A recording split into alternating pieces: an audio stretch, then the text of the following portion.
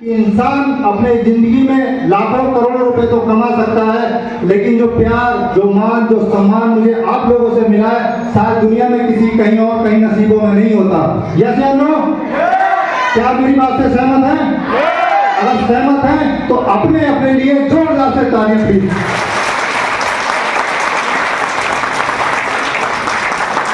साथियों, एक बार फिर से मैं आप सभी का, जितने भी यहाँ पर मेरे अचीवर्स सेलिब्रेशन में आ रखे हैं, आप सभी का मैं दिल की गहराइयों से मैं दिनेश राणा हार्दिक अभिनंदन और स्वागत करता हूँ आप सभी का।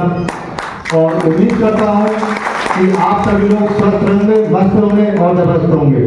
साथियों, जब मैं इस सिस्टम में पहली बार आया, जब पहली बार मुझे इस सिस्टम के बारे में पता चला, तो मैंने सोचा कि खास मैं भी इस सिस्टम में कभी ब्रॉन्ज बनूंगा, कभी सिल्वर बनूंगा या प्लेटिनम बनूंगा, या हमारी संस्था में रैंक है जिसका नाम है एमराल्ड रैंक, जहां से परिवार सुरक्षा योजना हमें मिलती है, उसको मैं अचीव करूंगा। वो मैंने इस संस्था से लगभग 4 से 4.5 महीने में अचीव कर लिया था। और वहां से परिवार सुरक्षा योजना, यानी कि भगवान ना करे अगर किसी के परिवार में जो काम करते करते मिसहैपनिंग हो जाती है, तो वो रैंक में हमें परिवार सुरक्षा हम लोगों को मिलती है, यानी कि 2 बच्चों की पढ़ाई लिखाई फ्री होती है। वो आपको आगे स्लाइड के माध्यम से, हमारे सर लोगों के माध्यम से बताया जाएगा।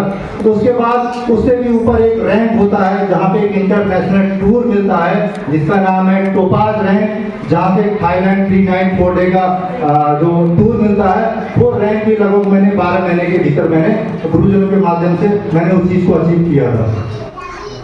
और जो अगला जो रैंक है, जो बहुत ही शानदार रैंक है, और जो रैंक में हमें एक बाइक गिफ्ट भी मिलती है, तो वो रैंक जिसका नाम है रूबी स्टार, वो रैंक मैंने गुरुजी के माध्यम से अभी रिसेंटली अभी मैंने उस चीज को अचीव किया था, जिस रैंक का नाम है रूबी स्टार।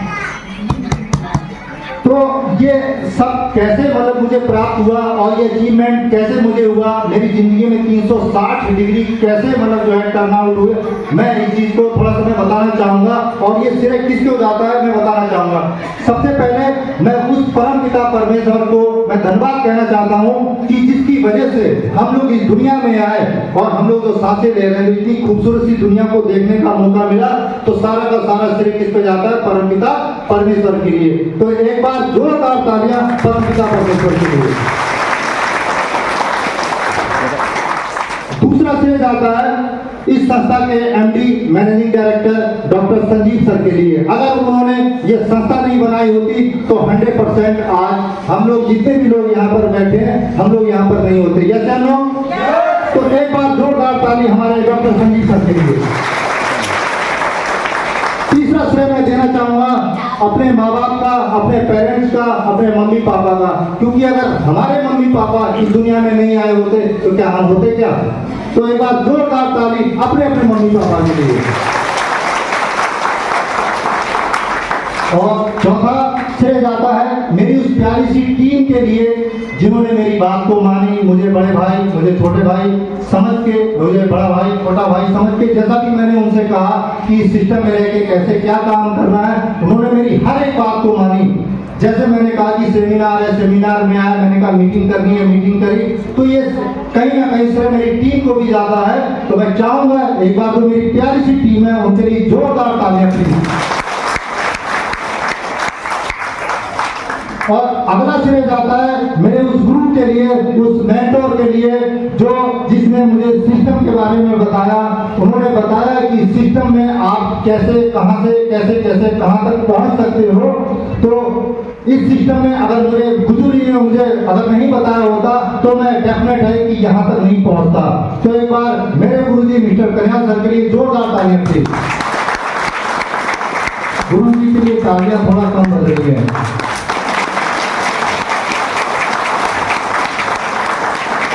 कहते हैं कि जन्म देते हैं माता पिता, जन्म देते हैं माता पिता, और भाग्य लिखता है भगवान, और सुर देती है लक्ष्मी माता, और गुरु देते हैं ज्ञान। तो एक बार जोरदार तालियां गुरु जी के लिए। मजा कभी नहीं आ रहा, गुरु जी की तालियां थोड़ा कंजूसी में बज रही है। Thank you. तो साथियों, बात करूं मैं अपनी जर्नी की तो my self Dinesh Rana, basically मैं आप ही के शहर छोटा सा हमारा जो खटीमा है, खटीमा में एक मेरा गांव है गौरपटिया, वहां का मैं रहने वाला हूं। 3 भाई बहनों में मैं सबसे बड़ा हूं। वैसे तो लगभग मेरे सारे रिलेटिव हैं, मेरे अपने जानने वाले, लेकिन फिर भी कुछ लोग ऐसे होंगे जो मुझे नहीं पहचानते होंगे। तो मैं खटीमा तहसील का एक छोटा सा गांव है गौरपटिया, वहां का मैं रहने वाला हूं। और इस सिस्टम की शुरुआत लगभग 2 से 2.5 साल पहले मुझे इस सिस्टम के बारे में मुझे जानने समझने का मुझे मौका मिला। और जब मैं इस सिस्टम में आया तो मेरे कुछ सपने थे कि शायद मैं यहाँ से मैं कुछ बड़ा काम कर सकूं या मैं कुछ अच्छा अचीवमेंट कर सकूं। क्योंकि देखिए, जब मैं छोटा था तो मेरे माँ बाप मुझे डांटते थे कि बेटा पढ़ ले, शायद नौकरी लग जाएगा और घर का तू नाम रोशन करेगा। तो मेरे माँ बाप के आशीर्वाद से, मेरे मम्मी पापा के जो मेरा आशीर्वाद था मेरे ऊपर रहा, और मैं 2005 में उत्तराखंड पुलिस में मेरा सिलेक्शन हुआ और मैंने अपने माँ बाप का सपना पूरा किया। लेकिन साथियों, सफर वहां नहीं रुका, क्योंकि मेरे जो सपने थे वो बहुत बड़े थे। क्योंकि मैंने अक्सर देखा है कि नौकरी में इंसान नंगा कभी रहता नहीं है, भूखा कभी सोता नहीं है। जैसे हम लोग तो अपने भी हालात, अपने भी कंडीशन ऐसी थी कि नंगे कभी रहे नहीं और भूखे कभी सोए नहीं। बस ये था कि जीवन चल रहा था, अपने परिवार को जैसे तैसे मैं चला रहा था। लेकिन गुरुजनों के माध्यम से लगभग 2 से 2.5 साल पहले जब मुझे इस संस्था के बारे में मुझे जानने का मौका मिला, तो मेरे घर में कुछ हेल्थ इश्यूज थे, मेरे माता जी को प्रॉब्लम थी। और प्रॉब्लम क्या थी वो घर घर में आपको देखने को मिलेगी। जैसे गठिया रोग हो गया, बीपी हो गया, शुगर हो गया, ये घर घर में मिलता ही नहीं मिलता। जैसे हम लोग, तो मेरी मम्मी को भी कुछ प्रॉब्लम थी। तो मैंने सर के सामने अपनी बात रखी कि सर, मेरी मम्मी को कुछ प्रॉब्लम्स है और ऐसी समस्या है जो काफी हॉस्पिटल में काफी डॉक्टर्स को मैं दिखा चुका हूँ, बट मेरी मम्मी को आराम नहीं मिल रहा है। तो सर ने पूछा आपने कहाँ दिखाया? तो देखिए, लोकल जो खटीमा का मैं रहने वाला हूँ, तो खटीमा में तो लगभग सारे डॉक्टर्स को मैं दिखा चुका था। उसके बाद मेरे पिताजी रेलवे डिपार्टमेंट में थे, बरेली में काफी अच्छे हॉस्पिटल्स में मैंने दिखाया, वहां से भी कोई रिस्पॉन्स, कोई रिजल्ट नहीं मिला। उसके आगे मैं गया लखनऊ में भी आराम नहीं मिला। उसके बाद हम लोग दिल्ली तक पहुंचे और हमारे बाबा रामदेव के यहाँ पर भी दिखाया, यानी कि बहुत जगह ट्रीटमेंट कराने के बावजूद भी कोई रिजल्ट नहीं मिला।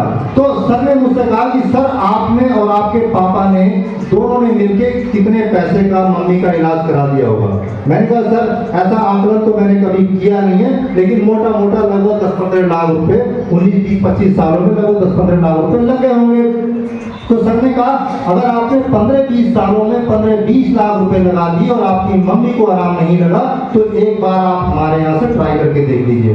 मैंने सर की बात मानी। मैंने लगभग 15,000 रुपए के सर से प्रोडक्ट लिए और 3 महीने का मैंने कोर्स कराया। तो मेरी मम्मी को 1-2 महीने में आराम नहीं लगा, लेकिन धीरे धीरे जैसे मैंने अपनी मम्मी को 3 महीने का कोर्स कराया, तो मेरी मम्मी को जो समस्या थी, जो दिक्कतें हुआ करती थी, जैसे घुटनों के बल बैठ ना पाना, सीढ़ियों में चढ़ ना पाना, या फिर जो लेटते समय उनको करवट ना ले पाना, यानी कि जो समस्या उनको थी वो समस्या उनकी धीरे धीरे दूर होने लगी। मुझे विश्वास हुआ और मैंने सर से कहा कि सर, मेरी मम्मी को आराम लगने लगा।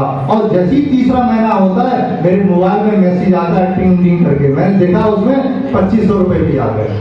मैंने सोचा ये तो बहुत बढ़िया बात है, भाई माता जी भी ठीक हो रही है और साथ में पैसा भी मिल रहा है। तो सर ने मुझे अपने ऑफिस में बुलाया और ऑफिस में बुलाने के बाद मुझे इस कॉन्सेप्ट के बारे में समझाया कि सर, अगर यहाँ से अगर आप धीरे धीरे पार्ट टाइम भी करते हो तो आप यहाँ पे 2500 नहीं 25,000 भी कमा सकते हो और यहाँ पे 2.5 लाख रुपए भी कमा सकते हो और आने वाले टाइम में आप करोड़ों की इनकम कर सकते हो। मैंने कहा सर, थोड़ा धीरे से बोलो, कोई सुन लेगा, कोई कहेगा करोड़पति वाली बात कर रही है। और पता नहीं, आपको पता होगा कि करोड़ों की बात सुनना लोग मजाक बनाते हैं कि यहाँ पे करोड़ रुपए।